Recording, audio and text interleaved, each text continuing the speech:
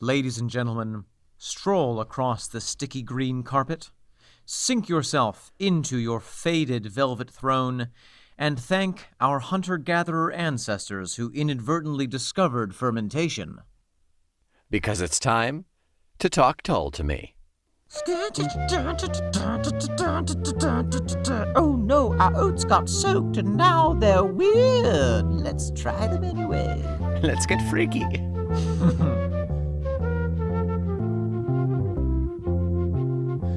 I'm Omen Sade. And I am Nick McGill. And this is Talk Tull to Me, in which we hold a prism up to the blinding white light that is the music of Jethro Tull and refract it into its thousands of natural colors, perhaps venturing beyond the visible spectrum into the unknown. We'll get some shrimp eyes going and see all the different colors. For you synesthesiasts out there, we're going to taste the rainbow. We're going to listen to some purple. We're going to taste some B flat. And boy, howdy, are we going to see some flute. I didn't think you'd like that one so much. I liked it. Nick. I know I've achieved when I make you laugh, Omen. Today, we are going to be talking Tull to you about another song in chronological order from the album Aqualung. But first, Nick, do we have any business to which we must attend? We do. Oh, we do. Go. I've got some snippets from our Jethro Tull magazine, and I've got an email. Which would you like first? Ooh, I love a snoopet. I've heard that about you. Let's, give it to me. Addendum? Hardly know him. You brought him. You addendum. So this is about the cover art for stand-up, that kind of wood carving. Wow, this is the most throwback of addendi that I think we've ever done. Addenda, the plural is addenda. Addenda. Did we? No, I think we addressed something in this was. I don't remember. Yeah, we talked about the woodcutter man. Well, this is the woodcutter man for stand-up. Yeah, that's what we talked about. We had done been there. Been there, done that. Do you have more interesting stories about this, about the woodcarver? I mean, I do have the one. Well, let's hear it. I guess. And we can cut it if we've heard it before. So, oh no, we've definitely not heard this one. So on the left-hand character is Ian Anderson. Okay. On the cover art. And I never noticed this before, but I will quote from James Grashow, the artist. Okay. Of course, there's one element of the cover that has kept Tull fans curious for years. Look closely, and you'll see that Ian Anderson has 11 fingers rather than the customary 10. Ah. I was just cutting away and didn't notice, says Grashow. After it got published, I started getting letters from all over the world asking what it meant. I can imagine people sitting round, getting stoned, counting the fingers and asking what the significance of the 11th finger was. And was it significant?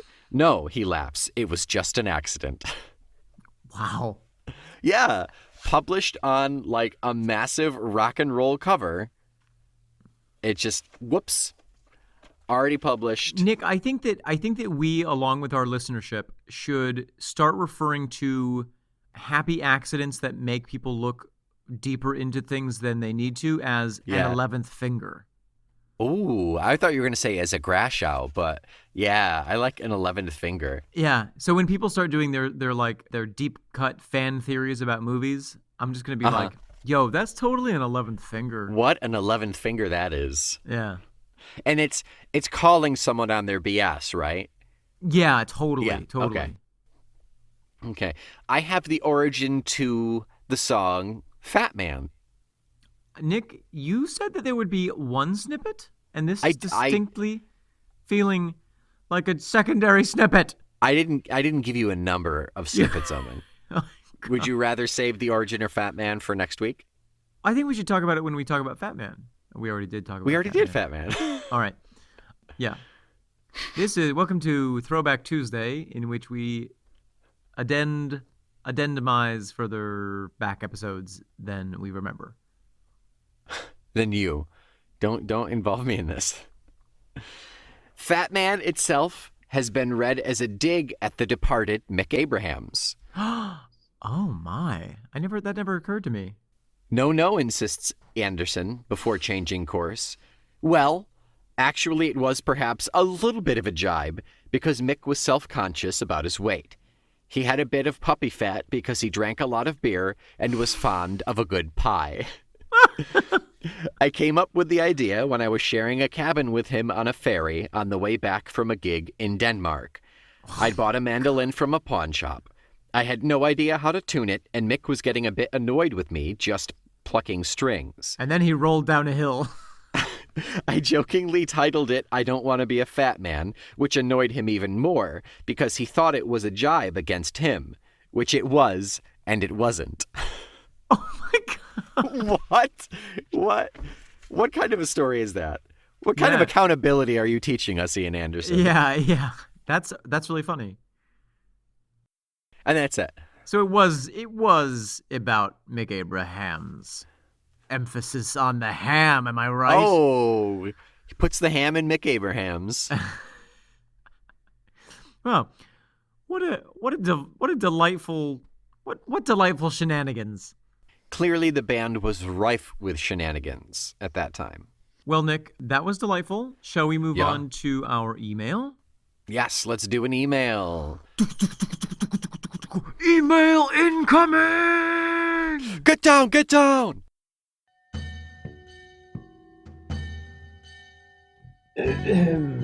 Your emails, sir. This is from Mike D. The subject is your first concert. Message. Hi, gentlemen. I stumbled upon your podcast recently and have really enjoyed listening to Talk Tull to me. Ooh. I grew up in the 70s, so I believe I might have a different perspective on Ian and the band than you guys, and it's nice to hear your observations on the songs and Tull's history. For instance, I never knew Glenn Cornick helped teach Jeffrey Hammond to play bass during the recording of Aqualung. I always thought Glenn Cornick was bitter about being kicked out of the band, and he kind of was. No, was Glenn get married?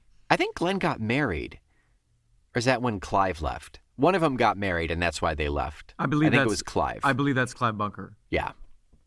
But yeah, I think Glenn was kind of cranky about it, as to be expected. Yeah. He says, thank you for that Tull tidbit. Ooh. So I have a question. When and where was your first Tull concert? Oh my gosh. Have we not talked about I don't this? think we've talked about our concerts. Thanks again for your entertaining discussions and insights. I'm looking forward to hearing your thoughts on Thick as a Brick and A Passion Play. Oh my. P.S. My first concert was 1977 at Madison Square Garden. A lot of people apparently saw them in Madison Square. I mean, well, it's a big venue. Like, They can really numerically, like, pack 'em yeah, in. but it was the Songs from the Wood tour. Oh, what so I jealous. would give to see that tour. Oh, I was 12 years old, and my older brother Steve took me. He was a big fan, too. Very young to be going to Madison Square Gardens.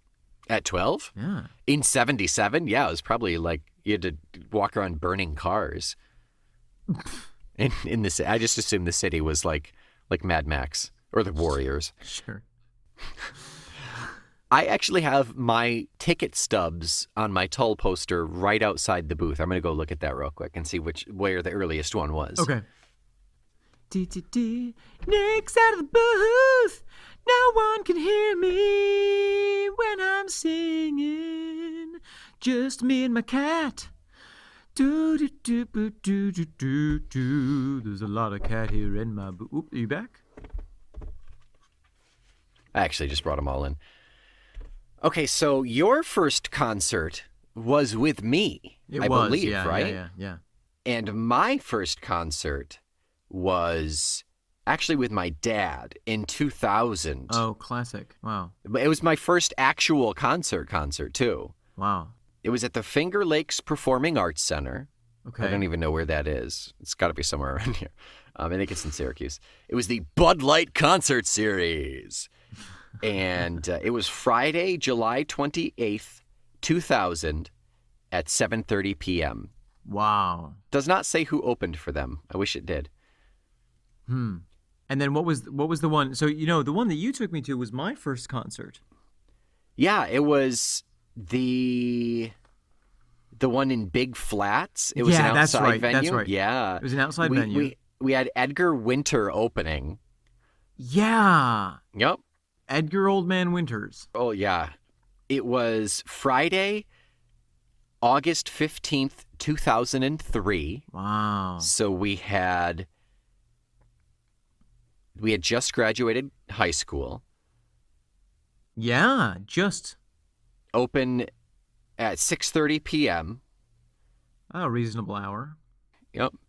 And then the next one that I saw was with you as well. I remember during that first concert, it was outside, and we were, we didn't have seats. We were just like in the lawn. Yeah. And I was so excited that when Tull came on, we stood up to get a better view. And these older guys who were like sitting in lawn chairs behind us, I remember one of them was like, are you guys going to stand up for the whole concert? Do you remember that? I don't, but it sounds right. Yeah. And then the next one was at the Palace Theater in Albany, New York. Yeah. You and me. That. Friday, November 19th, 2004. So it was just a year later. I didn't realize it was so soon. After that one, we ended up at a Roy Rogers at probably like a rest stop on the highway afterwards. Yep, on the thruway. Yeah. And a bunch of bikers came in, and they looked at us and they were like, "Hey, were you just at that Tull concert?" We were like, "Yeah." Yeah. They told us a bunch of... Oh, did you hear that? Is that Tiki? Tiki. Oh, rare. Tiki, I'm so sorry. Ladies and gentlemen, this is a cat for which I am responsible named Tiki, and she is extremely indignant that I am not giving her scritches. Tiki, I'm very sorry. After this episode, I'll give you scritches. That was a good show. And that was it. That was your 2 shows, and that's it, right? Never been to a concert since. That's right. I've seen them one more time. Actually, on their 40th anniversary tour. Wow. Peter Frampton opened. It was at the James Beach Theater on Long Island. It was Saturday, August 9th, 2008. Wow. And that was the last one. The last one that either of us saw. Well, right. I mean, they're still touring, so. They're literally still doing it. Ian Anderson is probably fluting right now. He could be. I don't know. It might be past his bedtime. I'm not sure. Maybe he sleeps in the morning. I wonder what he has for breakfast. I bet he has a nice thick porridge. Wow. I bet he has a huge amount of espresso. Was that groundbreaking? The porridge? Wow. Yeah. I just don't understand how people can eat oatmeal in the morning. I mean, I can't do it. I think you just haven't had the right oatmeal. I've had a lot of the oatmeals, and it's not that I don't like them. I like the taste of them. The oatmeals. I approve of them. I think they're a good idea, but they just don't work for my physiology. Okay, fair enough. I'll give you that. Yeah. I do think they would work for Ian's physiology. I reckon you're right. Yeah. So, Nick. Omen. What do we have the immense pleasure of talking Tull about today? We have a great romper today, this week. We are going to listen and talk Tull about Up to Me. Ooh. Up to Me, yeah. Let's put it in our oral canals. That's, yep, in Venice.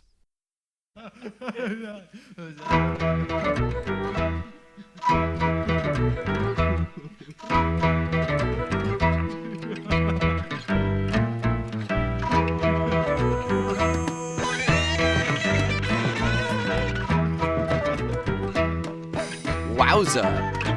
Up to Me. Yeah.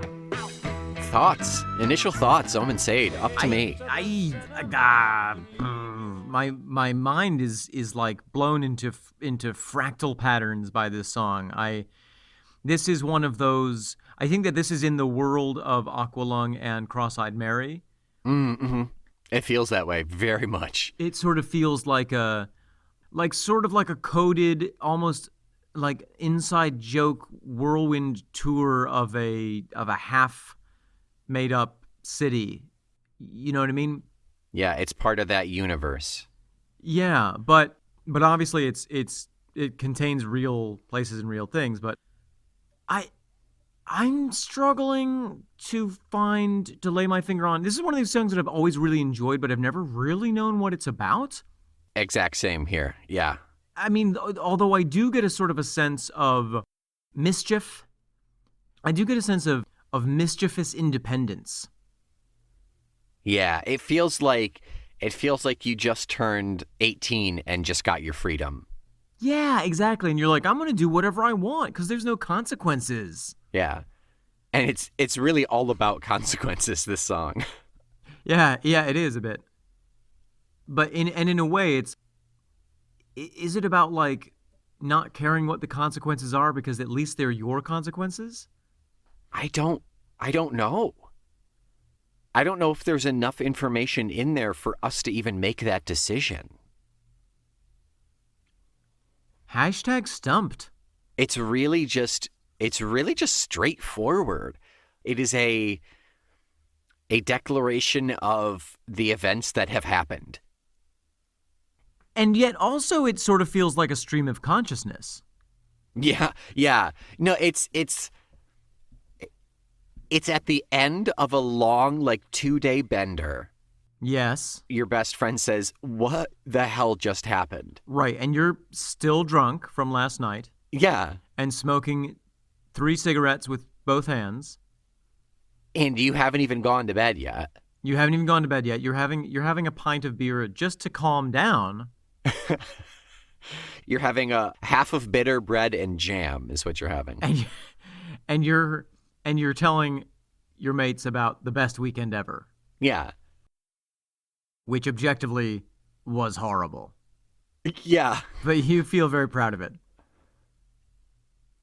That's pretty spot on to how it feels. I've never been able to really pinpoint, just like you said. Before we go into the music, let's dissect some of these lyrics, shall we? Sure. I'll take you to a cinema and leave you at a wimpy bar. Now, do you know that a wimpy bar is not just a bar that is wimpy, but actually a chain, an establishment that started in London? I didn't realize that. I've heard of Wimpies before. I didn't realize they were a bar. I don't think they were. They were a fast food. They started as a fast food counter within a bigger establishment. Okay. And then, based on the success of that spot, they then franchised into the Wimpy restaurants, the Wimpy chain. Okay. Oh, so a restaurant that had a bar in it. I'm assuming. I think it was. I don't like an know. Applebee's. An Applebee's has a bar. Right, but I think that this was more like a food court spot in a department store almost. Oh, or in a cinema, even. In 1954, the first Wimpy bar was established at the Lions Corner House in Coventry Street, London. Originally, the bar was a special fast food section within traditional corner house restaurants. Ah. It was a bar in the sense of like a salad bar. Oh. Within another restaurant, there would be the Wimpy section. That is peculiar. Where you would go and get your burgers, I guess. Okay. Because they only served hamburger-based meals. That's all I consume is hamburger-based meals. So yeah. So that's what that is. Okay. I'm not a master of romance, but I don't know that I would take a date to the fast food section of another restaurant on a date. And if I did, I would not be shocked if they left me at the Wimpy Bar. But is this about a date?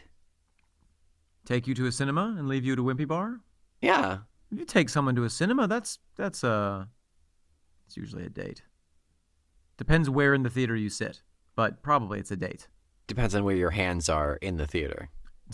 Where your hands sit. I always leave my hands at the entrance. I mean, that's the safest place. Yeah. I'm convinced that there's a Wimpy Bar at the cinema, that they're going specifically to that Wimpy Bar. Sure, why not? But regardless of any of the facts, it feels flippant. It's like, I'm going to take interest in you enough to take you to the movies. I got to go. And I'll leave you at the place where we go to get food afterwards, which just happens to be a Wimpy Bar. What's the "you tell me that we've gone too far" come running up to me? Sex. No! Nick, literally, everything is sex. You know that. We've talked about this. Fine. I'll take off one more buckle. You tell me that we've gone too far, come running up to me. Or is it that they're going into the bad part of town? Yeah. Hello? Where else do you think a Wimpy Bar is? The sex part. Make the scene at Cousin Jack's. Do you think that Cousin Jack's is an establishment, or is it his cousin's? I'm looking at the lyrics, and it's capitalized, so it feels like a proper noun. Let's do a quick googe. Googe, gougele, goulye, go ogle, Cousin Jack's. Why can't I type right? Because you are using hot dogs instead of fingers. But that being said, leave him to put the bottles back, mend his glasses that I cracked. Well, that's one up to me. That feels like he's just talking about a person. So, Cousin Jack is a term, I have no idea if this is relevant to this, but apparently Cousin Jack's, or Cousins Jack or Cousin Jack, is an American term for Cornish miners. Like miners from Cornwall. N-E-R or O-R? O-R what? Oh, like the people who dig underground. Oh, okay. The other ones we just call jailbait. That feels like a great big stretch. You know what, though? Everything that I'm finding when I put in Cousin Jack's has some kind of Cornish connection. And this song does have a distinctly blue-collar sure. bent to it. Yeah, I'm a common working man. So I'm not beyond... I am not. I do not think, therefore I am not. No, I don't think it's beyond comprehension or beyond the world of possibility that Cousin Jack's is a Cornish friend, a rough and tumble minorish Cornish friend who's come to London to live. Okay. At whose abode one makes scenes. Well, naturally. Yeah.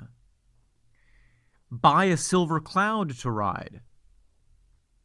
A silver car. Well, specifically, a silver cloud was a model of Rolls-Royce that was made between the 1930s and mid-1960s. See, I have a problem with Google's lyrics then, because they didn't capitalize silver cloud, but they capitalized cousin in Cousin Jack's. Come on, Google. Well, I don't know if silver cloud would have been capitalized necessarily. It's not the model name? Or the make name or whatever? Model. It's not like buy a... Hit me up with a car make model name. A blue Prius? Toyota Prius? Thank you. Yeah, it's not like that. Oh, okay. It could also refer to... I mean, there might be other... I think there may have been other cars as well that were called Silver Cloud, or even an airplane that was called a Silver Cloud. It probably... I mean, it to me speaks of just like a really chromed up vehicle. Oh, yeah. Yeah, absolutely. So you're off the hook this time, Google, but I've got my eye on you. Yeah, we're coming for you. That's right, Google. Trouser cuffs hung far too wide. Well, it was up to me. Pack a tennis club inside. It's all just like, if I could be a rich man with... Lidle, diddle, diddle, Yeah, deedle, I knew it. deedle, I knew deedle, it. deedle, As die. soon as I said it, I knew it. Yeah. Just like the yuppie life kind of thing. Right. What, that he craves it, or that he feels that he's achieved it somehow? If it was up to him, that he would be doing that, because I sure don't think that our narrator is that. Like, I don't know, these lyrics. I'm telling you, this is one I just can't. I mean, they may just be pure, again, stream of consciousness. It might just be related images that don't really connect in any way, but sound cool. I wouldn't put it past him. I mean, it's certainly possible. One thing I want to clarify is, I'm a common working man with a half of bitter bread and jam. Mm-hmm. There is a very important comma in that sentence. I'm a common working man with a half of bitter, comma, bread and jam. So a half of bitter refers to a half pint of bitter, and bread and jam was, my understanding is, a sort of almost iconic working class lunch. You know, that bread and jam is sort of emblematic of a certain class of people. Oh, okay.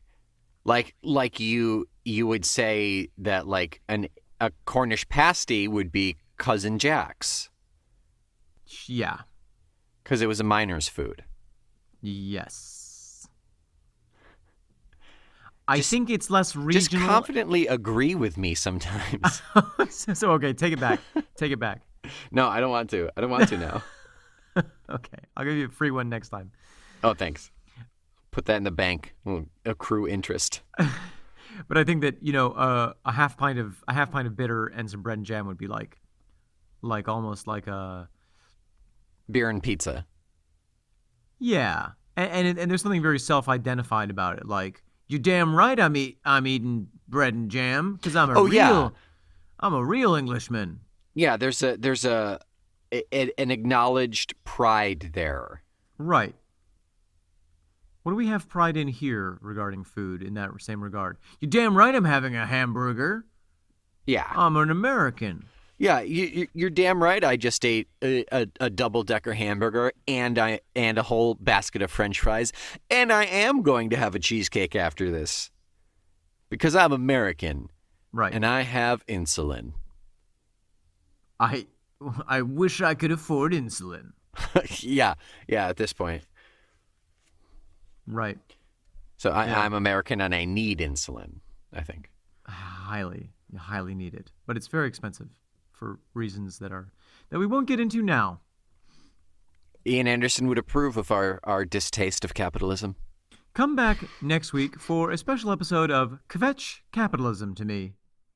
We've used kvetch before, and I don't remember what it was. It's a good word. It's a good one. Nick, what is to put one on you? Is that a thing? And if it pleases me, I'll put one on you, man, when the copper fades away.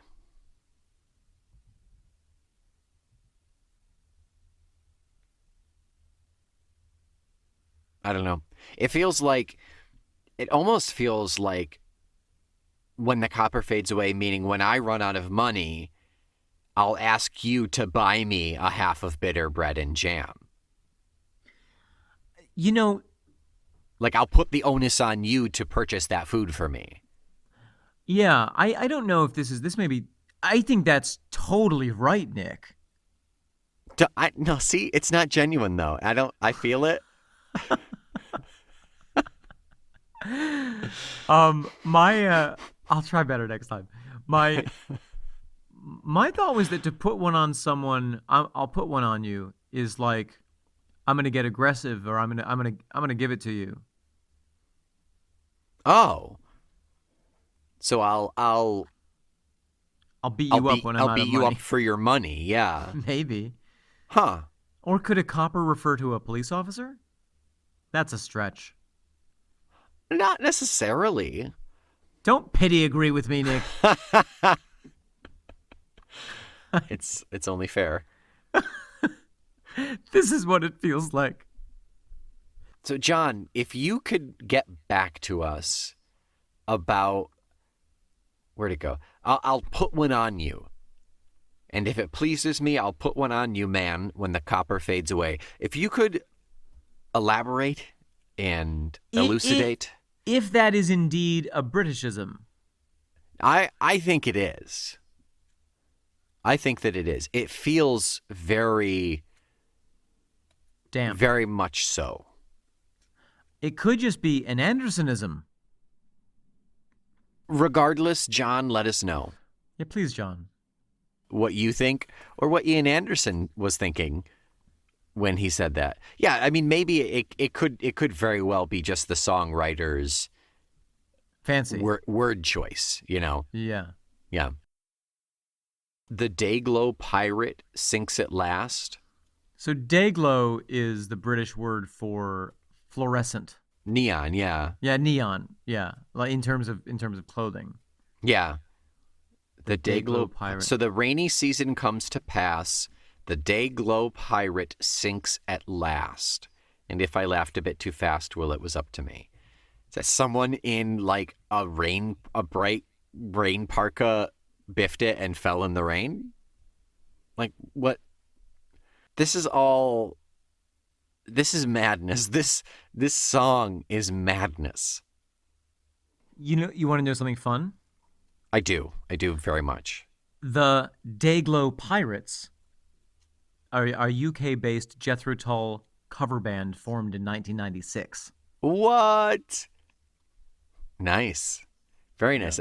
That's a nice deep cut for the name there. Yeah, I like it. Have you heard any of their music? No, I assume it's just Jethro Tull stuff. It could still be done well or not well. That's a really great example. Yes, I have. I've listened to all of Jethro Tull. Of life imitating art.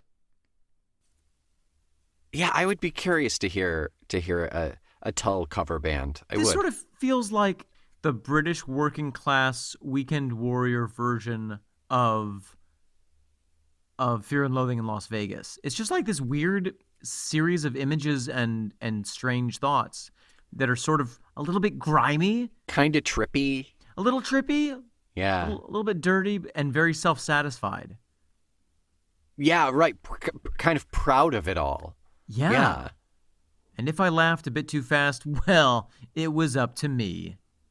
Yeah. What was? Yeah. What Yeah, are you talking about? he's taking full responsibility for all of this. All What of it this is, I don't nonsense, know. yeah. Yeah, it does sort of feel like, you're having a quiet pint and somebody busts in 30 sheets to the wind, like not realizing they're smoking the wrong end of the cigarette and just like, yeah, I did it. What do you want? I covered the entresmith. I polished the weasel. Oh yeah, you can't take that away from me. And you're like, and you know the sort of aggressive drunk where all you can do is just like nod your head and agree. Yeah. Otherwise they'll get mad at you. It's like, yeah, you sure did. Yeah. Yeah. Man. That's all they want. They just want affirmation. Those glow-in-the-dark pirates. What are you going to do? Yeah. They sunk and I laughed because I could. Because that's I'm the greatest. No one even knows it. Buy me a drink. Bless you. Did my drunk dialogue make you sneeze, Nick? I'm allergic to that character. As well you should be. He smells terrible. Oh God. What are your thoughts on the music for this one, Omen? For beginners, it even more so it feels like drunk ramblings because that first laugh right in the beginning. Oh, yeah. I feel like if on a modern track someone did, like in 2019, almost 2020, if somebody recorded an album and did that kind of like, we're going to laugh on the track before you actually hear the song, the eye rolling would actually like change change the rotation of the Earth around the sun slightly. But are you saying that Gen Zers cannot handle something like that? I think that it's just been done so much at this point. Has it? Yeah. It's like at this point, it's a very like, I don't know. I just feel like it's a bit easy. But at that time, that was like very new and cool. Like, I feel like that's the equivalent of George Harrison being like, I've got blisters on my fingers. Like the sort of, you know what I mean? The sort of the extra to the song, almost ambient noise sort of thing. Like, it's very cool in this case. But this feels in character, though. Absolutely. Oh, okay. Well, it's the equivalent of someone yelling Mary before Cross-Eyed Mary, right? Yeah. Okay. Yeah, exactly. Yeah. Okay. But it helps to cement that drunkard kind of feel to it. It sure does. Also, can we talk about how incredible Martin Lancelot guitar. Can we talk about how great Martin Guitar's bar playing is in this song? Oh, the bar is so strong and is so high. The bar is high. It's chunky. It's nice. It's pretty hefty and heavy without being like full on Aqualung heavy. My favorite part is when he's like, and then his guitar playing is great too. Yeah, it's pretty good. I love the guitar on this. I love the flute. This Flute's is really good in this. Solid musical song. Yeah. Oh yeah. And I love that for the line, I'm a common working man, it pulls back to almost just the piano, maybe the piano and the acoustic guitar. It's very nice. It's a good quick change.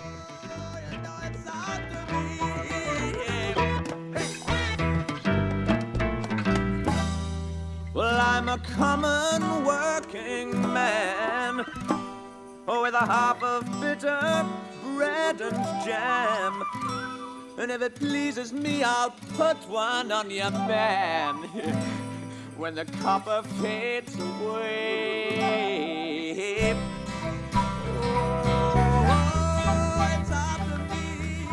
And it gives this sense of like almost of formality for the character to say, I'm a common working man. It's almost a sobering moment. It's like he's almost sobered up, and then by the end of it, he's back into it. It's a moment of clarity. Yeah, exactly. It's like it's when the drunk man's eyes, you see them focus on something for the briefest of moments, and you're like, oh, is he back? No, he's gone. We lost him. And no. either something really profound or like a moment of uncalled for violence usually comes out of that moment. Yes. Or he throws up. Right. In this case, he just threw up another half of a song, which I am glad to have that vomit all over my ears because it's great. Oh my God. Yeah, that's where that vomit belongs. Yes. Anything else about this song? I think that this is, correct me if I'm wrong, Nick, but I feel like this is a bit of the swan song for the first half of the album. Is this indeed the last song on side A of the vinyl? This very much is, yeah. This is it. This is the end. Because this is the end of our kind of lower class, homeless motif. Yeah. This is the last shady character type song, and before we go into the kind of religious section, the religion section of the song of the album. Yeah, it's the heavier songs are the ones that have the themes, and then gently interspersed are the kind of more realistic, more down to earth, more human acoustics. Gentle moments of reflection. Yeah. I mean, can you... I'm just imagining like listening to this on vinyl for the first time and being like, oh, wow, that was the album. That was the side A closer. Can't wait to turn it over and listen to what other crazy characters he came up with. Yeah. And then you flip it over and you're like, Oh my God, I'm questioning everything I ever knew about faith. What are we listening to? But Yeah. let's not get ahead of ourselves, Nick. Right. There's plenty to get into for the next 5 tracks. There certainly is. But in terms of Up to Me, I'd say that's pretty good. In summation, lyrics, music, yeah. Overall effect? Ah. I like it. Yeah. Overall, I give it a 3 up. Yeah. That's a decent, just above average. I'd say this is an above average, well above average song for me. I delight in this song. Yeah. It gives me a vague feeling of sassy confidence. Omen, one good glance in the mirror gives you a vague Stop it. sense of sassy confidence. Well, on that note, Nick, what are we going to be On that talking... note, my hair is looking great today. Thank you. No, I actually need a haircut pretty desperately. Oh, shameful.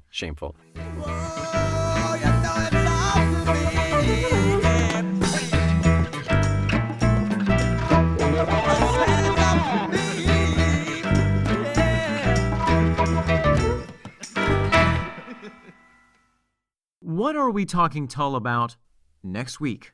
Next week is the first track off of the second side of the album. It is our first religious one. It is pretty gritty. It is Oh my God. What is it called? My God. I'm excited too. What's it the called? Title? That was humor. My God. It is called My is that what that God. was? Yeah. That was humor? Okay. So that is next week, and I don't know if you realize this, sweet, sweet listeners. We have done an entire year of Talk Tull to Me. I'm so glad that your resolution for last year was to start listening to a podcast about Jethro Tull. We literally started on 1/1/19, and we are ending on 12/31/19. Every single one. It's been a crazy journey. Yeah. Thank you for sticking with us. Thank you for your outreach. Thank you for your outrage.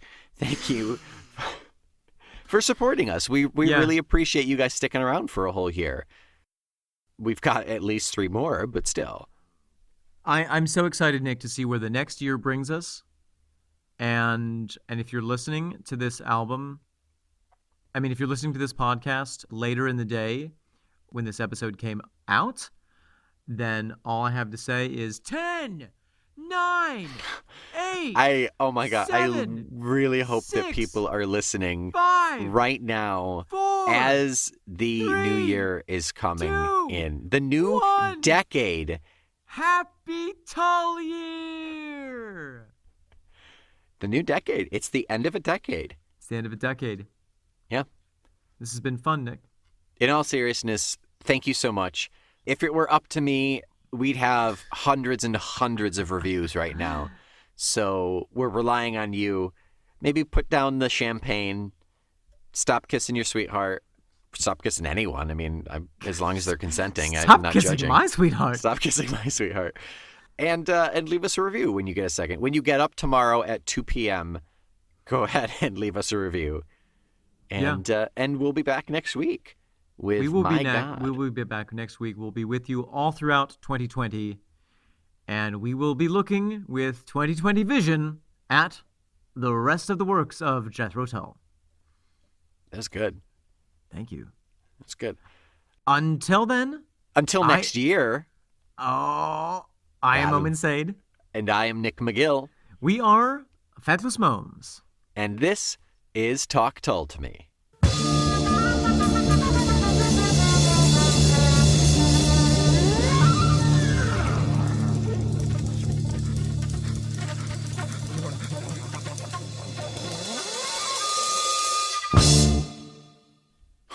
Oh no. It stopped so abruptly. Katie is listening to the Frozen 2 soundtrack on our joined Spotify account. Oh my goodness. That is not getting edited out. That was... Ay. All right, Very good. I got most of it. You got till the last like 2 seconds of it. Yeah. Yikes. My goodness.